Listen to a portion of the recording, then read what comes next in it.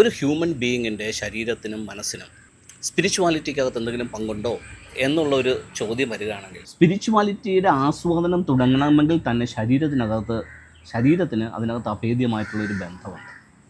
ശരീരം മാത്രം തയ്യാറായാൽ പോരാ, ശരീരത്തോടൊപ്പം തന്നെ മനസ്സിനും അതിനകത്ത് നല്ലൊരു പങ്കുണ്ട്. എനിക്ക് സ്പിരിച്വാലിറ്റിയിലേക്ക് മുന്നോട്ട് പോകണമെന്ന് മനസ്സ് ആഗ്രഹിച്ചിട്ട് ശരീരം അതിന് സഹകരിച്ചാൽ മാത്രമേ നമുക്ക് സ്പിരിച്വാലിറ്റി ആസ്വദിക്കാനായിട്ടുള്ള ഒരു പ്ലാറ്റ്ഫോം, എൻവോർമെൻറ്റ് ഒരുക്കി കിട്ടത്തുള്ളൂ.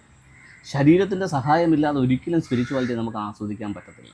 ഹയർ ലെവലിലേക്കുള്ള സ്പിരിച്വാലിറ്റിയിലേക്ക് പോകുമ്പോൾ അവിടെ ഈ സഹകരണം മാത്രം പോരാ, നമ്മുടെ ശരീരത്തിനും മനസ്സിനകത്തും പരിവർത്തനവും ഉണ്ടാകണം. ട്രാൻസ്ഫോർമേഷൻ ഇല്ലാതെ, ശരീരത്തിനും മനസ്സിനകത്തും ട്രാൻസ്ഫോർമേഷൻ ഇല്ലാതെ ഉന്നതമായ ആത്മീയ അനുഭവങ്ങളിലേക്ക്, ആസ്വാദനത്തിലേക്ക് ഒരു വ്യക്തിക്ക് പോകാൻ പറ്റില്ല.